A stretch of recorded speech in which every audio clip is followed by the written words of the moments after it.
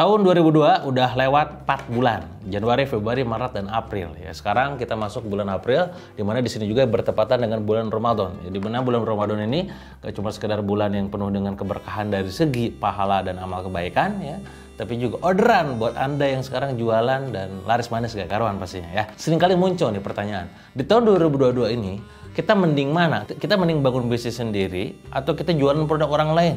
Nah, ini pastinya punya positif negatif masing-masing.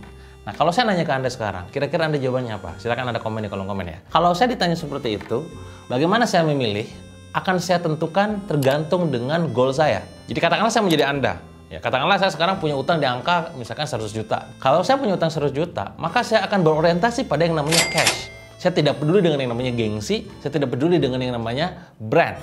Yang saya butuhkan ketika saya punya utang 100 juta adalah saya bisa ngasilin penghasilan. Saya punya penghasilan yang tiap harinya tuh banyak.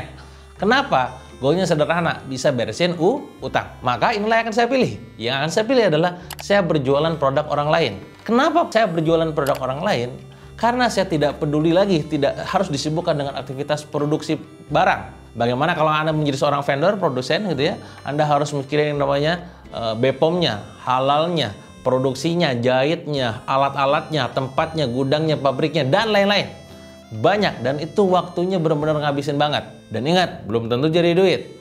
Tapi ketika saya katakanlah berjualan produk orang lain, dengan menjadi reseller, agent, ataupun distributor produk orang lain, minimal tugas yang barusan itu udah saya hilangkan tuh. Kenapa? Karena yang ngurusin adalah vendor saya. Lalu siapa yang akan saya lakukan? Yang akan saya lakukan adalah berjualan. Katakanlah saya jualan produk, misalkan buku. Maka yang saya pelajari adalah gimana produk knowledge-nya, buku tersebut supaya laris manis gak karuan. Dan itu pula yang saya lakukan dulu pada saat masih punya utang. Saya jualan buku aja, buku orang lain. Jualan, dan alhamdulillah laris manis gak karuan. Katakanlah yang saya jual adalah produk semacam skincare atau kosmetik. Saya pelajari produk knowledge-nya, saya pelajari siapa pasarnya, saya posting dimanapun, dan akhirnya laku. Itu pula yang saya lakukan dulu ketika awal mula saya terjun dalam dunia skincare dan kosmetik. Intinya adalah, kalau goal saya adalah beresin utang, di mana saya harus mendapatkan uang sebanyak mungkin, saya akan fokus pada produk orang lain. Menjual produk orang lain, di mana fokusnya adalah berjualan. Tanpa harus memikirkan stok, gudang, dan lain-lain. Tapi beda cerita kalau misalkan utang saya udah beres. Ketika utang udah beres, Anda tidak ada visi lagi tentang bagaimana misalkan punya duit yang banyak dalam waktu cepat. Kalau pengen duit banyak dalam waktu cepat, bukan berbisnis, tapi berjualan.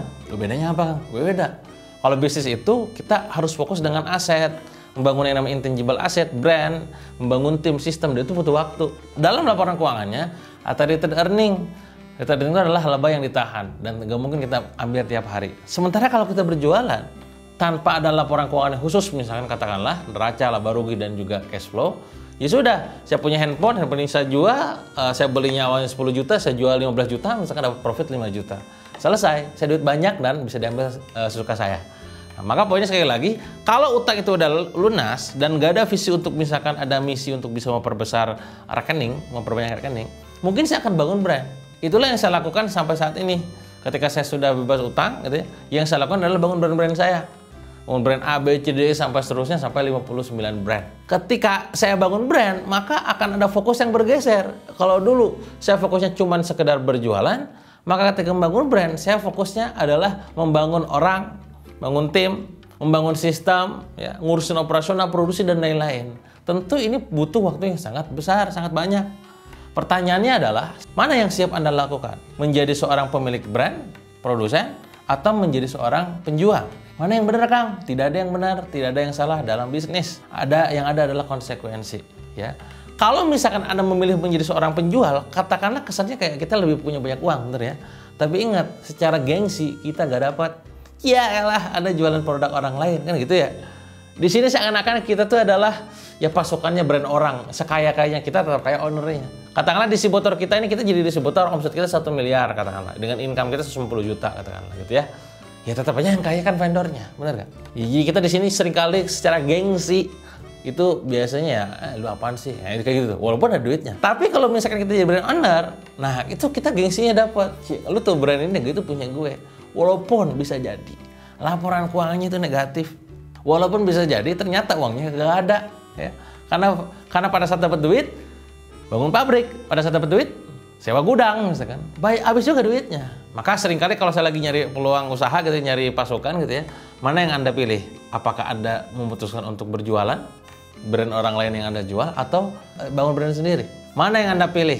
Jualan produk orang lain tapi income Anda 100 juta, atau jualan produk sendiri, bangun brand sendiri tapi income-nya cuma 10 juta? Ini serunya dalam berbisnis. Sekali lagi, tidak ada yang namanya benar atau salah. Ya, yang ada adalah konsekuensi yang siap diambil. Sama ketika Anda berenang, maka konsekuensi berenang adalah Anda pasti basah kuyup. Kalau Anda olahraga, konsekuensinya adalah Anda keringetan. Kalau konsekuensi jualan adalah ditolak. Konsekuensi bisnis adalah bangkrut. Nah, pertanyaan adalah mana yang siap Anda ambil di tahun 2022 ini, ya. Jadi saya tidak akan menjawab secara khusus poinnya, apakah Anda memilih untuk berjualan produk orang lain atau membangun brand sendiri. Saya memberikan sebuah guideline kepada Anda, mana prioritas Anda di tahun ini? Apa prioritas Anda di tahun ini? Kalau prioritas Anda adalah membangun kekayaan, wealth, katakanlah, dengan katakanlah mulai memikirkan yang namanya gengsionalnya, ya, mulai memikirkan gengsinya, gitu, tanpa peduli dengan uangnya, gitu, dan akan dirumitkan dengan segala macam, tentu pilihannya adalah bangun brand. Tapi kalau Anda saya nggak peduli Kang, yang penting saya dapat cuan lah, silakan Anda jualan produk orang lain.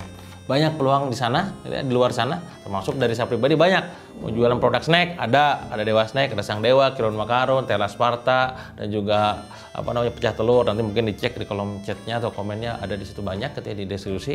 Mau jualan skincare kosmetik, saya juga punya.